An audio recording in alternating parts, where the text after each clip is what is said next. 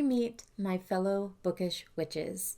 Welcome to Witchy Reads, a place where we talk about books and other bookish things, and sometimes we celebrate witchy holidays. Happy Imbolc to all. Yes, today is the day that we celebrate Imbolc, also known as Saint Brigid's Day. It is the halfway point between winter solstice or Yule and the spring equinox, Ostara. I plan on celebrating this holiday by baking some lemon poppyseed muffins and offering a feast of bread, cheese, blackberries, milk, and honey to Brigid. I will also have some lit candles. I actually already have some lit around me. And to signify the cleansing of Imbolc, I will be cleansing my bookshelves of books I would like to unhaul. Let the celebration begin. Imbolc means in the belly and symbolizes the return of light to the year. It is the time to celebrate the pagan Celtic goddess Brigid.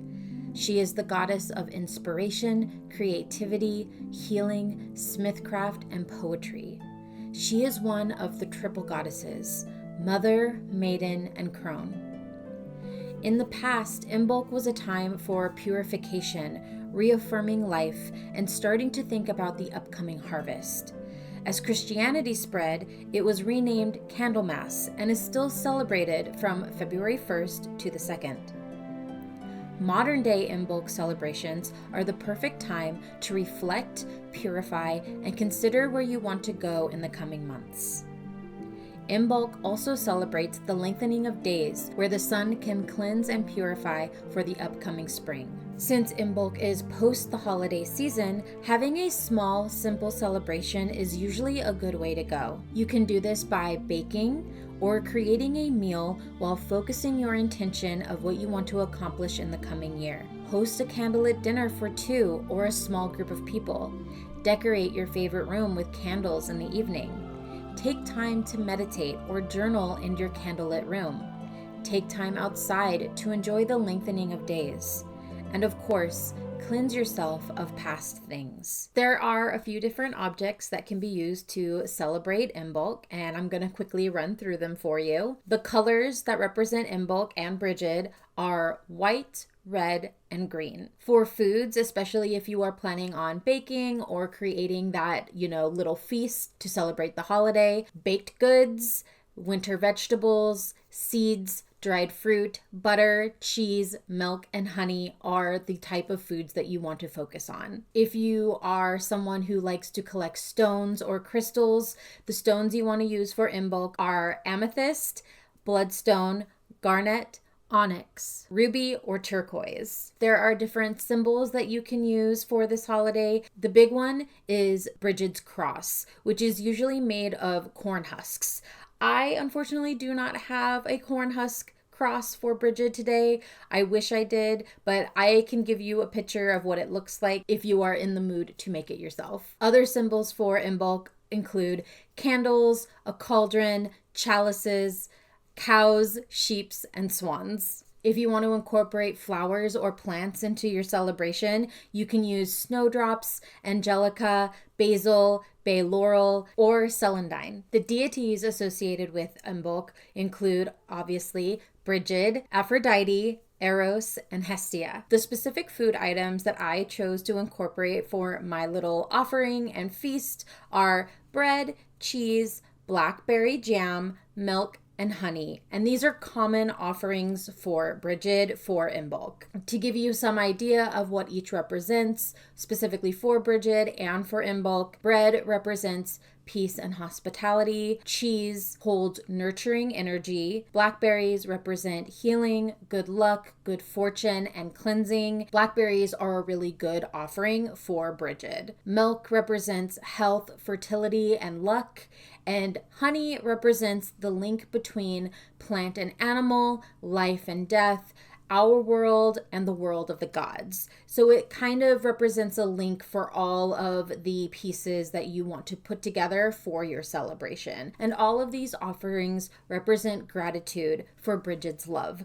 And here we have my little setup for celebrating Imbolc. I will quickly run through each of the items so you know what you're looking at. Let's start in the back. Here we have my little cauldron as a symbol for the holiday.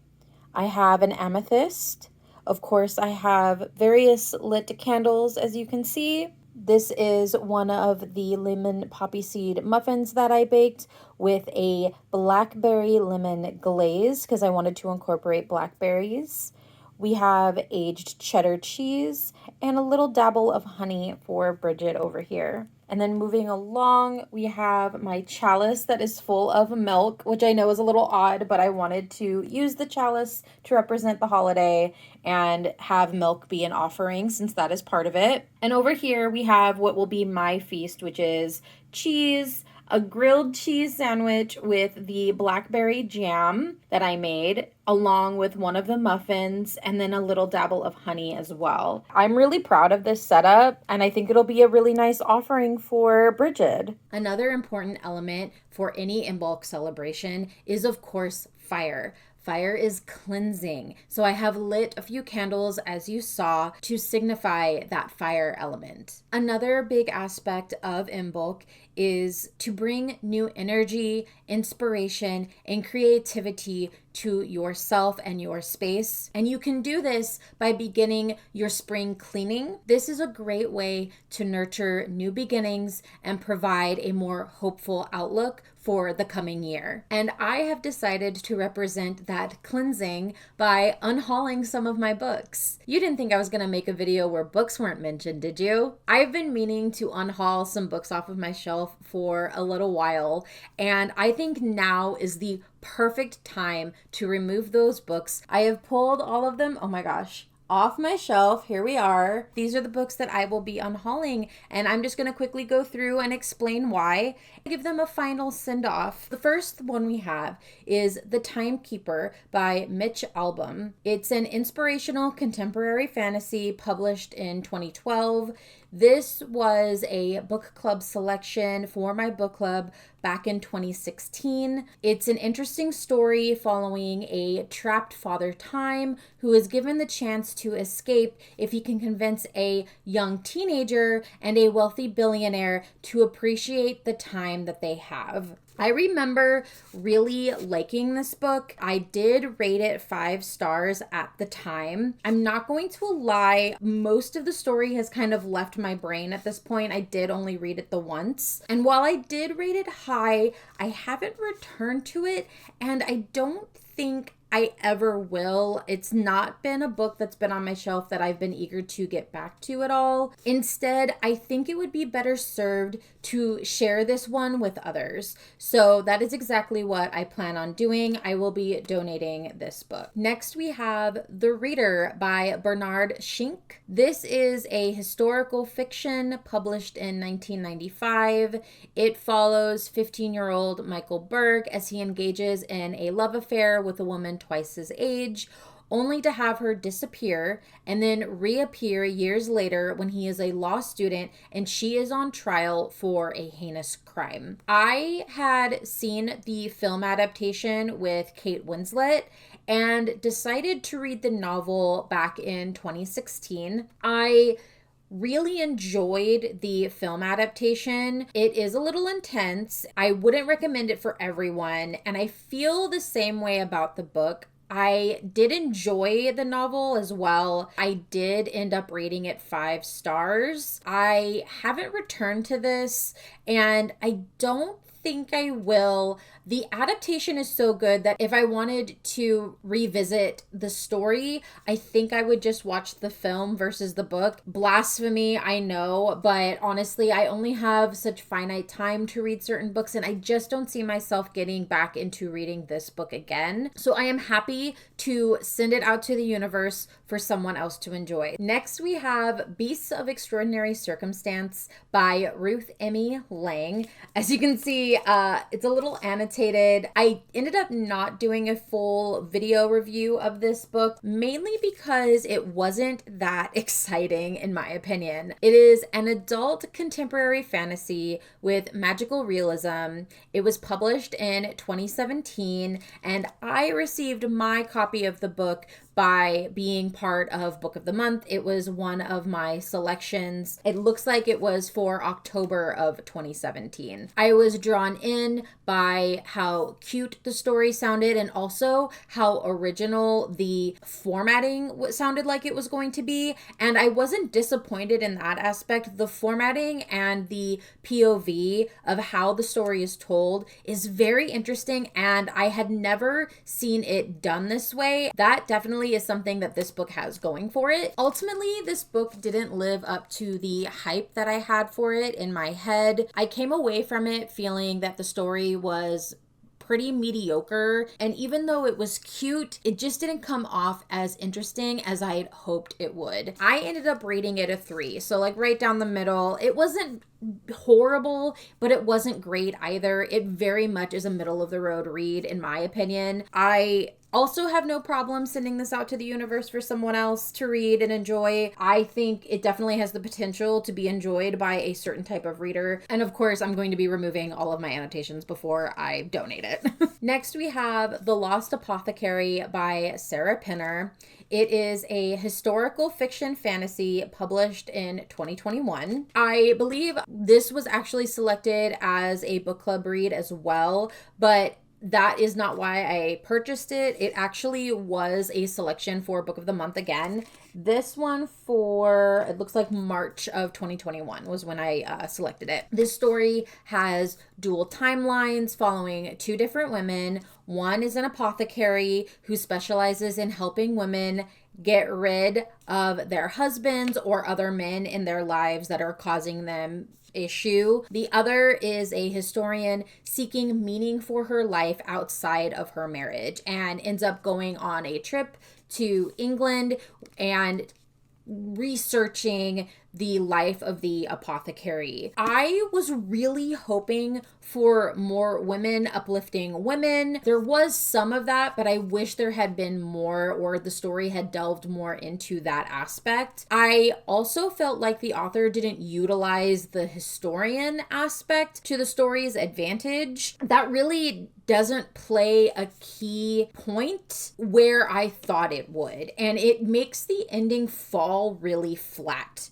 Honestly, when I finished this, it made me wonder why it was important for the one woman to even be a historian, because I felt like it added nothing to the story aside from the fact is that was why she was curious and wanted to learn about the apothecary. I could see why some people may like it, but for me personally, it definitely dropped the ball. I ended up rating it a 3, definitely middle of the road, wasn't horrible, wasn't great, but I definitely just don't feel the need to read this again, and I am happy to send it off into the universe for someone else to enjoy. Next, we have Invisible Monsters by Chuck Palahniuk, and this is the remix edition. It is a contemporary horror thriller published in 1999. This was the second Palahniuk book that I picked up. The first one was Rant, and I absolutely love Rant. I have read it multiple times. It is definitely my favorite Palahniuk book of the ones I've read. This one I did not enjoy as much. I actually DNF'd this book. My plan was to eventually pick it back up, but that just never happened. Every time I considered picking it back up, I remembered why I put it down in the first place. It made me lose all motivation to even try again. I am officially giving up and will be donating this as well. Like, just so you're aware, what the remix edition means is that, according to what I read, Palahniuk, when he first published this, was told that it needed to be published in sequential order, and that was not what he wanted to do for the book. And then, of course, once he became a household name, he was able to get back to this story and then republish it the way he originally wanted to, which, as you can see, I have multiple bookmarks. I use napkins for this. I have multiple bookmarks, and it's because the pages make you flip back and forth. It's a little hard to read and confusing in that sense. The remix version was published in 2013. This formatting concept that Palahniuk did, I think, added to my dislike of the book. I never officially gave it a rating. I didn't feel it was justified. Not to say that I have any problems with rating books that I DNF'd. It was just, I didn't really know how to feel about it, and I really didn't get very far into the book, so I just decided not to rate it. So that's where we are. Hopefully this gets in the hands of someone who is interested in reading Palahniuk, and hopefully they like it. No one should be shocked that this is here. The Final Girl Support Group by Grady Hendrix. I have already donated the Southern Book Club's Guide to Slaying Vampires, which was the other Hendrix book that I read and disliked. I really don't want to keep this on my shelf. This is a horror thriller mystery by the author I can't seem to get away from. I did make a whole video about this with a review explaining what this book is about and why I just couldn't get into it, and also why I just can't seem to get into Grady Hendrix as an author, period. I'll just reiterate, I'm not a fan. I've tried. I might be willing to try another book of his down the line, but for now, I think I really need a break. I rated this one a 1.5. I am planning on donating it. I know he has a solid fan base, so I'm really hoping this gets into the hands of one of them. Next, we have Veronika Decides to Die by Coelho. Coelho. I feel awful. Anyway, Veronika Decides to Die. This was also a book club selection. It is a contemporary fiction, delves into a little bit of philosophy. It follows a young Veronika who basically has everything, has this perfect life, perfect body, has men fawning over her, but she is no longer happy with her life, decides to unalive herself. After trying to unalive herself, she fails and wakes up in a mental institution and is told that she partially succeeded. While she didn't die immediately, the process of her trying to unalive herself has affected her heart so greatly that she only has days to live. We follow her in her path of figuring out what that means, and I think ultimately she decides to want to live. It's definitely an interesting read. Not for everybody, I would say. Not necessarily bad, though, either. I rated it a 4 out of 5 at the time. Not horrible. I mean, I honestly, I'm having a hard time remembering a lot about it. Hopefully someone enjoys it. I just don't think I will ever read it again. And so it really just is pointless to keep it on my shelf. So this will also be donated. Last, we have Outlawed by Anna North. And I know I have mentioned in a lot of my other videos that this was my worst read of 2023. I dislike this book so much, and I cannot wait for it to be gone off my shelf, out of my house. It is a historical fiction Western that wants you to believe it is LGBTQ. It is a bait and switch. It literally feels justified in claiming that it's LGBTQ because it adds in some cookie cutter queer characters that just don't really add anything to the plot and are really there just to be token characters. This book is everything wrong when someone tries too hard to virtue signal. And that is what I feel North did here. I almost made a video review for this book just because of how angry it made me. I ultimately shelved it. I might do it down the road if I feel up to talking about this book in depth. I just know that North thinks she did something here. Just to give you a brief rundown, there is toxic white feminism, homophobia, transphobia, specifically TERF ideology, racism, sexism, misogyny, infertility, and extensive use of the white savior trope. It has a lot. She tried to cover a lot of things and failed royally at doing any of it. It truly, to me, is just the worst. I rated it a 0.5. If I could have given it a 0, I would have. And I don't think I have ever said that about a book. Thank you so much for joining me during my celebration of Imbolc and letting me unhaul a nice pile of books for you. The plan is to donate these books either to a public library or maybe find a little neighborhood library. Regardless, they will be donated. I'm happy to donate them, and I hope that other readers find them and enjoy them. If you decide to celebrate Imbolc, have a fantastic holiday in celebrating Brigid and enjoying your bread, cheese, milk, and honey. Looking forward to the harvest of the new year. If you enjoy my content and want to help my channel, the best way to do that right now is to like this video, subscribe to my channel, and share any videos that you particularly like. It really is a huge help and I greatly appreciate it. Until our next chapter together, merry part and blessed be.